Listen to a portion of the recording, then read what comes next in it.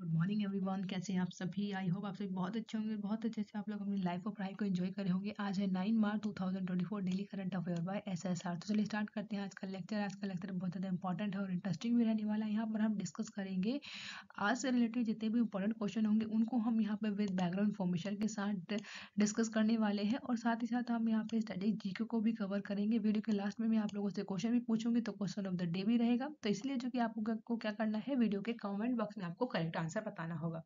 तो अब देर न करते हुए स्टार्ट करते हैं आज। आप सभी को कमेंट बॉक्स में लिखना है जय हिंद जय भारत। अगर आप लोग वीडियो पे नए हैं, चैनल पे नए हैं, तो सबसे पहले आपको वीडियो को लाइक कर लेना है, चैनल को सब्सक्राइब कर लेना है, बेल आइकन पे हिट कर देना ताकि जो भी वीडियोस हैं उन सभी की नोटिफिकेशन आप लोगों तक। तो चलिए सबसे पहले कर लेते हैं क्विक रिवीजन। तो अभी हाल ही में अंतर्राष्ट्रीय महिला दिवस कब मनाया गया? तो 8 मार्च को हम लोगों ने क्या मनाया है? अंतर्राष्ट्रीय महिला दिवस मनाया। तो जल्दी से आप लोगों को कमेंट बॉक्स में बताना है कि इस साल की थीम क्या रखी गई है। नेक्स्ट है कि Jim Corbett park national park की बात करें, जो कि अभी हाल ही में खबरों में रहा, तो ये किस राज्य में स्थित है? तो ये आपको देखने को मिलेगा उत्तराखंड में। आपको बताना है कि उत्तराखंड में कितने डिस्ट्रिक्ट हैं। आई होप आप सभी को आंसर पता होगा। जिन्हें नहीं पता है तो इसका आंसर हम लोग जो कि कभी भी उत्तराखंड से संबंधित जो भी बातें होंगी वहाँ पे हम लोग डिस्कस कर लेंगे। तो फिलहाल आपको बताना है यहाँ पर। नेक्स्ट है कि तमास स्यूलोक की बात करें, जो कि किस देश के नए राष्ट्रपति बने हैं? तो ये हंगरी के आपको राष्ट्रपति देखने को मिलेंगे, आपको याद रखना है। इसी के साथ किसने जो कि बैंक ऑफ इंडिया का गैर कार्यकारी अध्यक्ष के रूप में चुना गया है? तो इनका नाम है M.R. कुमार। तो M.R. कुमार इनका नाम याद रखना है, जिनको भी बैंक ऑफ इंडिया के गैर कार्यकारी अध्यक्ष के रूप में नियुक्ति मिली है। नेक्स्ट है किस राज्य के मांजुली मुखेटे की बात करें जिसे अभी जीआई टैग दिया गया? तो ये असम का है, इसे अभी हाल ही में जीआई टैग दिया गया है। भारत की पहली एआई टीचर का नाम बताइए? तो एरिस आपको देखने को मिलेगा, जो कि भारत की पहली एआई टीचर है, यानी कि आर्टिफिशियल इंटेलिजेंस है।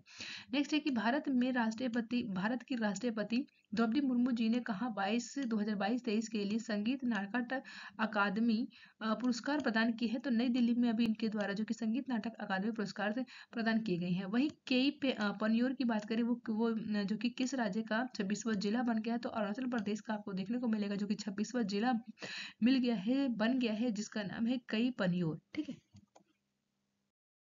नेक्स्ट अब बात करते हैं आज का सेशन। आज है 9 मार्च 2024, daily current affair by SSR. First question की बात करें तो अभी हाल ही में किस एजेंसी ने कहा है कि 2023 में प्रवास मार्गों पर 8,565 लोगों की मौत हो गई है?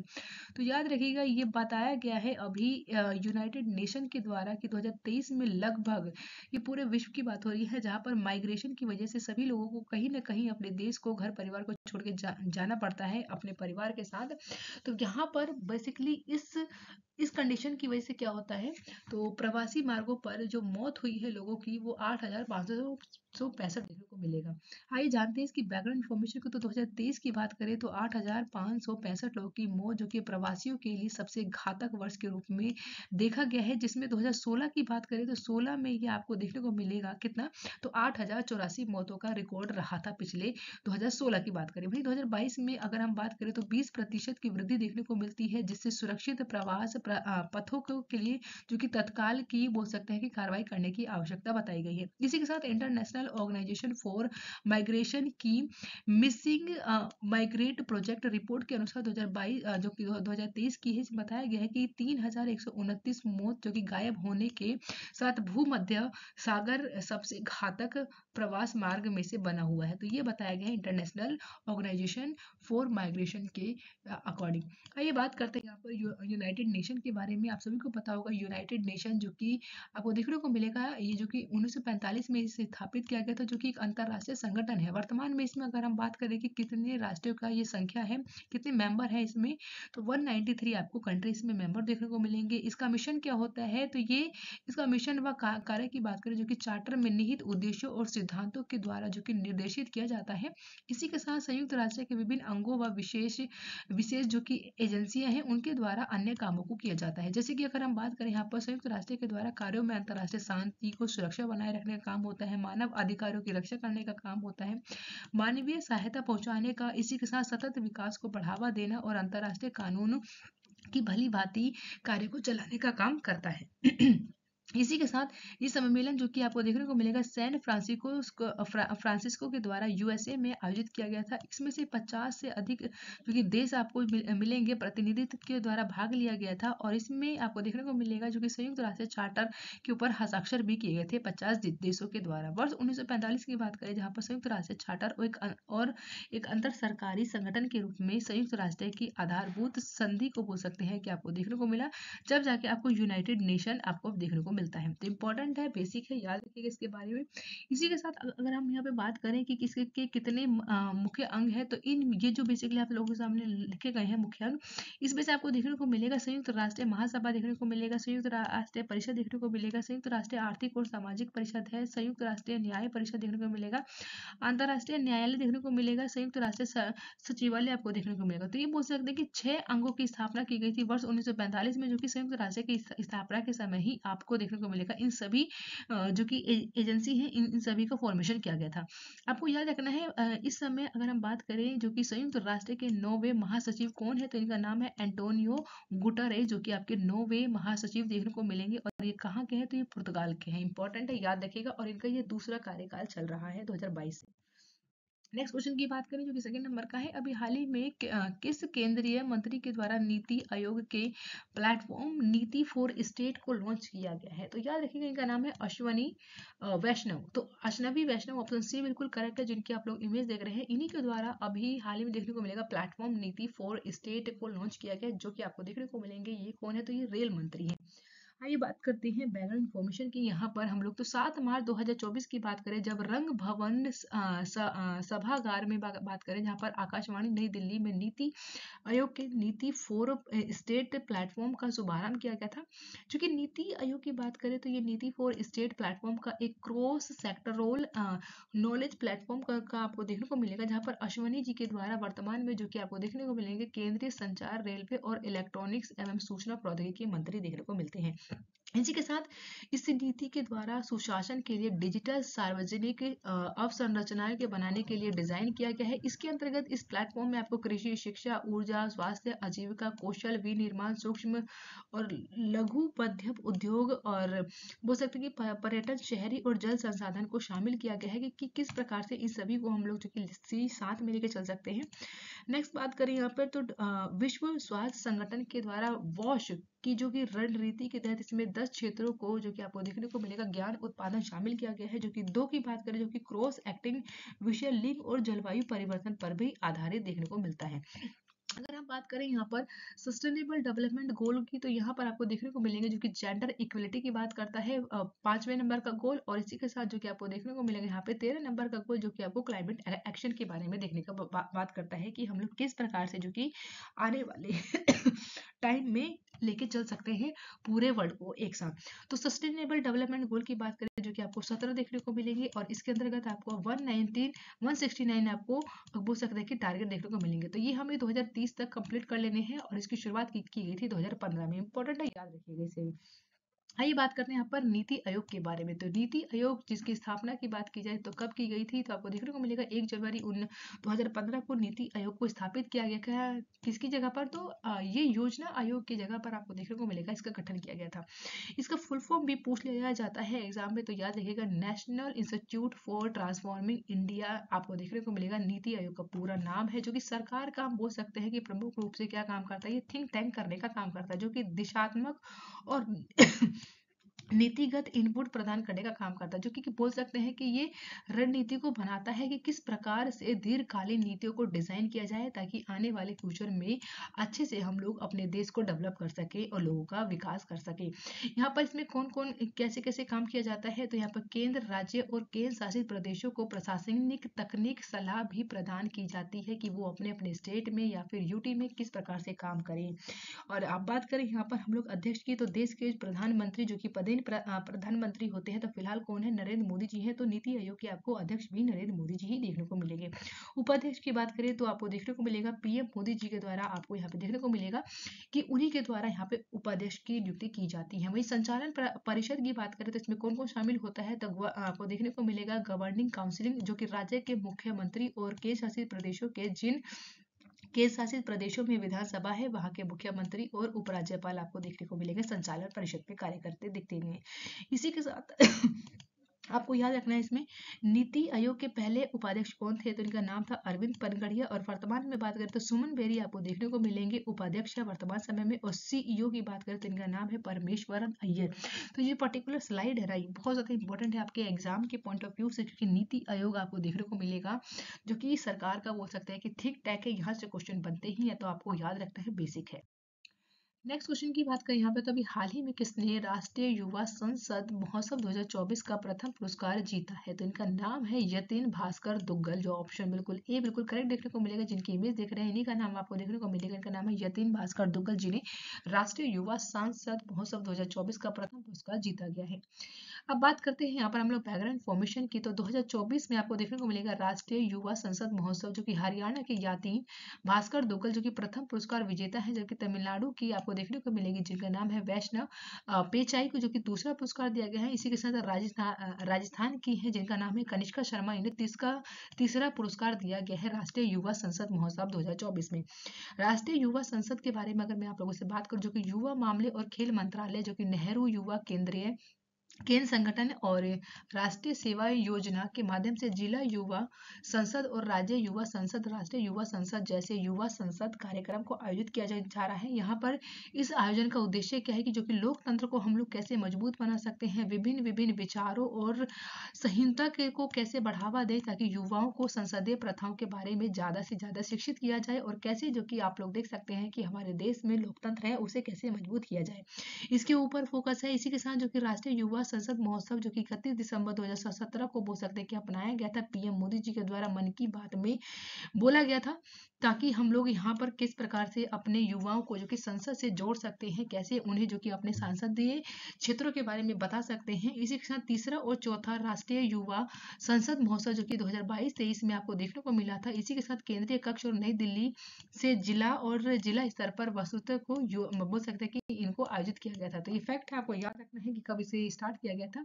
ये पर इस वर्ष जो कि राष्ट्रीय युवा संसद युवा आवाज जो कि राष्ट्रीय परिवर्तनों के लिए संलग्न और सशक्त का विषय पर आधारित रहा। इस साल जो कि देखने को मिलेगा, इस साल 9 फरवरी 2024 से लेकर 6 फरवरी 2024 तक पूरे देश में बोल सकते हैं कि इस महोत्सव को मनाया गया, और आयोजन के को जो कि 3 स्तरों में विभाजित किया गया। ये भारत के बोल सकते हैं 785 जिलों को कवर करता रहा। पहला स्तर जो कि जिला युवा संसद 9 फरवरी 2024 को, जो कि 14 फरवरी 2024 तक हुआ। इसी के साथ जिला की बात करें, जो कि जिलों में हुआ था, जो कि संसद के विजेता 19 से लेकर 24 फरवरी 2024 तक जो कि राज्य युवा संसद में भाग ले। इसी के साथ भारत शुद्ध आयात से शुद्ध निर्यात की ओर, यूपीआई आर्टिफिशियल इंटेलिजेंस की ओर की बात करें, जहां पर विकसित भारत की ओर बढ़ावा देने के लिए इस मंच के ऊपर बोल सकते हैं कि अर्थव्यवस्था को मजबूत कैसे किया जाए, इसके ऊपर भी फोकस रखा गया है। तो ये आपको याद रखना है कब कब जो कि इसकी शुरुआत हुई थी, और बोल सकते हैं कैसे कैसे इसे बांटा गया था, और पूरे देश में कैसे कैसे इसे लेके चला गया था। तो इंपॉर्टेंट है, याद रखिएगा इसे। नेक्स्ट क्वेश्चन है यहाँ पे, अभी हाल ही में वित्त मंत्री निर्मला सीतारमन ने एलआईसी को अंतर्राष्ट्रीय व्यापार केंद्र का उद्घाटन कहाँ किया है, तो कहाँ किया है, याद रखिए गांधीनगर में किया। ऑप्शन सी बिल्कुल करेक्ट हो जाएगा यहाँ पर। आइए बात करते हैं इसकी बैकग्राउंड इन्फॉर्मेशन की, तो वित्त और कॉर्पोरेट मामले की वित्त मंत्री जिनका नाम है निर्मला सीतारमन, इनके द्वारा एलआईसी के अध्यक्ष जिनका नाम है सिद्धार्थ मोहंती के द्वारा 2,441.44 करोड़ का अंतरिम लाभांश चेक बोल सकते हैं कि प्राप्त किया गया है, जो कि बोल सकते हैं यहाँ पर कि बीमा दिग्गज की वित्तीय ताकत को दर्शाने का काम कर रहा है। इस कार्यक्रम में गुजरात के गिफ्ट सिटी में एलआईसी के नए अंतर्राष्ट्रीय व्यापार केंद्र का उद्घाटन भी हुआ है, जिसमें विश्व स्तर पर शीर्ष स्तर की बीमा और वित्तीय सेवाएं प्रदान करने की कंपनी को समर्पण के ऊपर जो कि जोर दिया गया है। ये याद रखिएगा। अब बात करते हैं एलआईसी के बारे में, तो एलआईसी के बारे में आप लोगों से बताऊं कि इसके अध्यक्ष कौन है, तो आपको देखने को मिलेंगे यहाँ पर सिद्धार्थ मोहंती, और ये संस्थापक भारत सरकार के द्वारा किया गया है। इसकी स्थापना की बात करें तो फर्स्ट बोल सकते हैं कि 1 सितंबर 1956 को किया गया था, और इसका हेडक्वार्टर कहाँ पर है, मुंबई में देखने को मिलेगा। बेसिकली याद रखिएगा एलआईसी के बारे में। नेक्स्ट क्वेश्चन की बात करें तो अभी हाल ही में सांसद खेल महाकुंभ 3.0 का आयोजन कहाँ किया गया है, तो याद रखिएगा ये किया जा रहा है आपका कहाँ पर, हिमाचल प्रदेश में किया गया। तो ऑप्शन डी बिल्कुल करेक्ट है। आइए बात करते हैं भव्य शुभारंभ महासमारोह की, क्योंकि केंद्रीय मंत्री माननीय अनुराग सिंह ठाकुर के द्वारा 5 मार्च 2024 को बिलासपुर स्थित लुहान क्रिकेट ग्राउंड में संसद खेल महाकुंभ 3.0 का भव्य शुभारंभ किया गया। इस भव्य आयोजन में प्रेरणा की बात करें तो यहाँ पर आपको अनुराग ठाकुर जो कि प्रधानमंत्री मोदी खेलोगे खेलोगे खेलोगे तभी खिलोगे के द्वारा यहाँ पर बताया गया, जो कि हमीरपुर संसदीय क्षेत्र के खिलाड़ी को खेलने और उन्हें अपनी प्रतिभा दिखाने के लिए यहाँ पर संसद कुंभ में सबसे बड़ा मंच बनाकर दिया गया। इसके साथ 2 सफल संस्करणों के बाद बिलासपुर के लुहान मैदान में संसद खेल महाकुंभ 3.0 का शुभारंभ किया गया। लुहान क्रिकेट ग्राउंड जो कि बिलासपुर हिमाचल प्रदेश का एक क्रिकेट मैदान देखने को मिलेगा आपको, जहाँ पर संसदीय खेल के पहले संस्करण जो कि 40,000, वहीं दूसरे संस्करण में 45,000 लोग शामिल हुए और तीसरे संस्करण की बात करें जहां पर आपको 75,000 खिलाड़ियों की भागीदारी का लक्ष्य रखा गया। प्रधानमंत्री मोदी जी के द्वारा पूरे बोल सकते हैं कि प्रेरणा का काम किया गया है, जहां पर पूरे देश में लगभग 300 सांसद अपने अपने क्षेत्रों में से बोल सकते हैं कि सांसद खेल महाकुंभ का आयोजन किया गया है, इनके द्वारा करवाया गया है कि सभी जो कि अपने अपने सांसद क्षेत्र के से वहां से बोल सकते हैं कि लोगों को लेकर आए और खेलों से जोड़ सके। सांसद खेल महाकुंभ में लोकप्रियता इतनी है कि युवा अपनी पूरी तरीके से नशे से दूर होकर खेलों के ऊपर अपना करियर बनाए और अपने देश का नाम रोशन करें। इस बार जो कि खेलों में बात करें जो कि महाकुंभ में वॉलीबॉल, कबड्डी, क्रिकेट, बास्केटबॉल और एथलीट को भी शामिल किया गया था। गांव और पंचायत स्तर की बात करें इसमें टीमों को भी जो कि जितनी भी टीमें थी सभी खेल विधाओं में भाग लेने के लिए भी आमंत्रित किया गया है। इसी के साथ अगर हम बात करें जो कि सांसद खेल महाकुंभ के बारे में, इसकी शुरुआत कब होती है? 2018 में इसकी शुरुआत होती है। 2018 में आयोजित प्रथम सांसद खेल महाकुंभ जो कि पहला रहा था, जहां पर 1400 से अधिक टीमों के द्वारा बोल सकते हैं कि इसमें भाग लिया गया था, जहां पर 42,700 से अधिक युवाओं ने 5 खेलों की बात करें जैसे कि बास्केटबॉल, वॉलीबॉल, फुटबॉल, कबड्डी और क्रिकेट में इनके द्वारा प्रदर्शन किया गया था 2008 में। इसमें से 800 से अधिक पंचायत और 5,000 से अधिक गांवों के जो खिलाड़ी थे इसमें शामिल हुए थे, जिनको जो कि 20 लाख रुपए से अधिक तक का पुरस्कार दिया गया था। इन बातों को याद रखिएगा। वहीं दूसरा सांसद खेल महाकुंभ की बात करें जो कि 2023 में इसका आयोजन किया जाता है। कहाँ पर? तो ये आपको याद रखना है, उत्तर प्रदेश यानी बस्ती में इसका आयोजन किया जाता है। तो पहला भी याद रखना है, दूसरा भी याद रखना है। नेक्स्ट है प्रधानमंत्री मोदी जी के द्वारा जो कि 18 जनवरी 2023 को वीडियो कॉन्फ्रेंसिंग के जरिए महाकुंभ का जो कि दूसरा चरण था इसका उद्घाटन किया गया। और 2023 में बात करें जब यहाँ पर 7 खेलों की बोल सकते हैं कि यहाँ पे शामिल किया गया था, जो कि basketball, volleyball, football, kabaddi, cricket, कुश्ती और एथलेटिक्स शामिल किया गया था, जिसमें बोल सकते हैं कि 800 से अधिक पंचायत और 5,000 से अधिक गांवों के जो खिलाड़ी हैं इनके द्वारा भाग लिया गया था। प्रतिभागियों के द्वारा यहाँ पर 5 लाख रुपए से अधिक की पुरस्कार राशि भी दी गई थी। तो मैंने आप लोगों को बता दिया कब कब स्टार्ट हुआ है, कैसे कैसे हुआ है। आई होप आप सभी को समझ में आया होगा।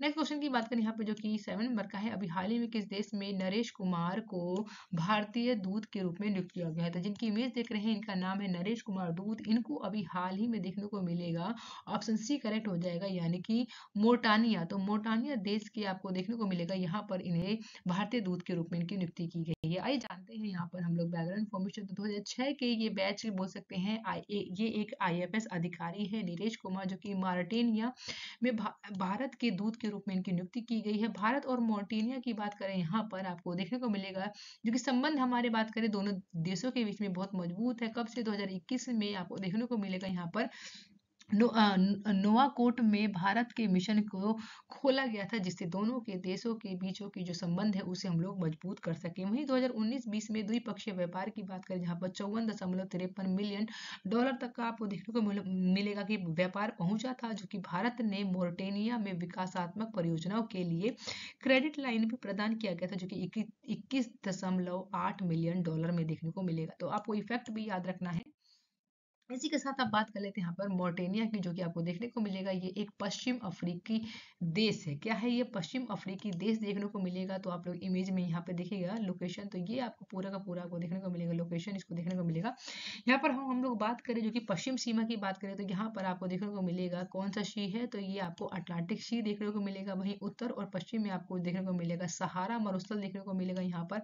और इसी के साथ यहाँ पर उत्तर पूर्व की बात करें तो अल्जीरिया देखने को मिल जाएगा। ठीक है, यहीं वहीं पे आप लोगों को देखने को मिलेगा दक्षिण पूर्व में माली, और यहाँ पे देखने को मिल जाएगा आपको दक्षिण पश्चिम में जो कि देश लगा हुआ है, यहाँ पे बॉर्डर टच कर रहा है, इसका नाम है स्लेगन। तो ये आपको जो कि स्टेट भी याद रखने हैं, कौन कौन से स्टेट जो माफ कीजिएगा कंट्री जो कि यहाँ पर आपको देखने को मिलेंगे, आपको बॉर्डर टच करते हैं किसे, तो माटोरिया से। ये आपको फैक्ट याद रखना है। और यहाँ की जो आप बोल सकते हैं कैपिटल क्या है, कैपिटल की बात करें तो नोआक्ट, नोआक्ट जो आपको यहाँ की राजधानी देखने को मिलेगी। और यहाँ की मुद्रा कैसी है, तो मोर्टानिया ओगवाई। और यहाँ के राष्ट्रपति का नाम क्या है, तो मोहम्मद ओदल गजोनी, जो कि आपको यहाँ के राष्ट्रपति देखने को मिलेंगे। और यहाँ की भाषा कैसी है, लैंग्वेज, तो अरबी आपको यहाँ पे भाषा देखने को मिलेगी। आई होप आप सभी को अच्छे समझ में आया होगा। कोई डाउट है तो आप मुझसे कमेंट बॉक्स में पूछ सकते हैं। वीडियो कैसी लग रही है आप लोग मुझे कमेंट बॉक्स में बता सकते हैं अपना फीडबैक, ठीक है। नेक्स्ट क्वेश्चन की बात करें तो अभी हाल ही में राष्ट्रीय सांख्यिकी कार्यालय के अनुसार 2023 में भारत की बेरोजगारी दर गिरकर कितनी हो सकती है। तो ऑप्शन डी करेक्ट की बात करूं मैं यहाँ पर तो 3.1% रहने वाली है। ये बात किसके द्वारा बताई गई है, एनएसओ के द्वारा, यानी कि नेशनल स्टैटिस्टिकल ऑफिस के द्वारा ये बातें बताई गई हैं। आइए जानते हैं इसकी बैकग्राउंड इन्फॉर्मेशन को। तो सांख्यिकी मंत्रालय के द्वारा राष्ट्रीय नमूना सर्वेक्षण संगठन की एक रिपोर्ट की आई है, जो कि बोला जा रहा है इसमें 15 वर्ष से अधिक आयु के व्यक्तियों के लिए भारत में बेरोजगारी दर जो कि 2023 में गिरकर कितनी हो गई है, 3.1% हो गई है। वही पिछले वर्षों की बात करें जाए जो कि सबसे कम है, कैलेंडर वर्ष 2023 में आबादिक बोले कि यहाँ पर श्रम बल सर्वेक्षण का सकारात्मक प्रवृत्ति का संकेत दे रहा है। वहीं 2022 में बात करें तो ये 3.6% रही। वहीं 21 की बात करें 2021 में 4.2% गिरावट देखा गया था। इसी के बाद सर्वेक्षण में यह भी बताया गया है कि महिलाओं के बीच में बेरोजगारी दर कितनी है, तो 3.3% आपको महिलाओं के बीच में बेरोजगारी दिखेगी, जो कि 2021 में कितनी थी, तो 3.4% से घटकर 2023 में कितनी हो गई, पूरे 3% देखने को मिलेगी। तो ये भी आपको याद रखना है, फीमेल का पर्टिकुलर आपको याद रखना है, ताकि आप लोग एग्जाम में क्वेश्चन बने तो आप लोग आंसर कर सकें। अब बात करते हैं पुरुषों के बारे में। तो पुरुषों की बात करें जो कि 2022 में इनके द्वारा 3.7 था, वहीं 2021 में 4.7% से घटकर 2023 में 3.2% देखने को मिला पुरुषों की बेरोजगारी दर। वही शहरी क्षेत्र की बात करें जो कि शहरी क्षेत्र में 2022 में 5.7% से लेकर 2021 में कितना हो गया, तो 6.5 रहा। वहीं 2023 की बात करें तो अब ये हो गया है शहरी क्षेत्र में भी आपको देखने को मिलेगा 5.2% हो गया। वहीं ग्रामीण क्षेत्र की बात करें तो 2022 में आपको देखने को मिला 2.8% बेरोजगारी, और 2021 की बात करें तो 3.3% आपको बेरोजगारी देखने को मिलेगा, जो कि घटकर 2023 में 2.4% हो गई है। ये आपको देखने को मिलेगा। बात करते हैं नेक्स्ट क्वेश्चन, जो कि अभी हाल ही में चलो इंडिया ग्लोबल डायोस्फीयर अभियान की शुरुआत किसके द्वारा किया गया है, तो यह ऑप्शन है यहाँ पे करेक्ट देखने को मिलेगा, ऑप्शन ए, यानी कि नरेंद्र मोदी जी के द्वारा आपको देखने को मिलेगा कि चलो इंडिया ग्लोबल डायोस्फीयर अभियान की शुरुआत की गई। ये है क्या, तो विदेशों में स्थित जो कि भारतीय दूतावासों में चलो इंडिया ग्लोबल डायोस्फीयर कैंपेन के संदर्भ में विभिन्न कार्यक्रमों को आयोजित किया गया है। इस अभियान की बात करें तो प्रधानमंत्री मोदी जी के द्वारा अपने जम्मू कश्मीर यात्रा के दौरान इसे लॉन्च किया गया है। इसमें अगर देखने को मिले तो नेपाल, श्रीलंका, बांग्लादेश जो कि हमारे पड़ोसी देश हैं, इसमें अमेरिका, अफ्रीका, यूरोपीय देशों में भारतीय समुदाय के जो सदस्य हैं जो कि भारतीय दूतावासों में आयोजित कार्यक्रम के दौरान वर्चुअल रूप से अभियान के शुभारंभ में शामिल हुए हैं। इसी के साथ आपको बांग्लादेश में भारतीय उच्च आयोग में चलो इंडिया ग्लोबल डायोस्फीयर अभियान लॉन्च किया गया है, जहां पर पर्यटन को बढ़ावा देने के लिए पीएम मोदी जी के द्वारा वैश्विक पहल का एक हिस्सा माना गया है। वहीं पीएम मोदी जी के द्वारा यहाँ पे देखने को मिलेगा भारतीय प्रवासियों में 5 गैर भारतीय मित्रों को आमंत्रित करके भारत पर्यटन को बढ़ावा देने का आग्रह किया गया है। इसी कार्यक्रम में आपको देखने को मिलेगा जो कि उच्च युक्त प्रणय वर्मा और अधिकारी और भारत के प्रवासी शामिल होंगे, जिसमें संबंधों को मजबूत करने और सहयोगात्मक प्रयास का प्रकाश डालने का काम करेगा। तो इम्पोर्टेंट है चलो इंडिया ग्लोबल डायोस्फीयर कैंपेन की शुरुआत पीएम मोदी जी के। अब बात करते हैं लास्ट वीडियो मैंने आप लोगों से क्वेश्चन पूछा था, आंसर बताने की बारी है। तो अभी हाल ही में किस राज्य में मांजुली मुखोटा को जीआई टैग दिया गया है, तो असम ऑप्शन बी बिल्कुल करेक्ट हो जाएगा। तो असम में बेसिकली आपको देखने को मिलेगा मांजुली मुखोटा, यहाँ पर इसको जीआई टैग दिया गया है। आज का क्वेश्चन ऑफ द डे क्या है, इसके बारे में अगर मैं बात करूँ तो देश की पहली अंडर वाटर मेट्रो कहाँ शुरू की गई थी, आइए आप लोगों को कॉमेंट बॉक्स में इसका करेक्ट ऑप्शन बताना है। Thank you for watching guys, मिलते हैं नेक्स्ट वीडियो में। आप लोग खुश रहिए, मस्त रहिए, सुरक्षित रहिए, और वीडियो पे आप लोग लाइक कर सकते हैं, वीडियो को शेयर कर सकते हैं, और आप लोग अपना फीडबैक भी बता सकते हैं आपको वीडियो कैसी लगी। बस 1 सेकंड का काम है। आई होप आप सभी जो की बातों को समझ रहे होंगे और वीडियो को लाइक और शेयर करना नहीं भूलेंगे।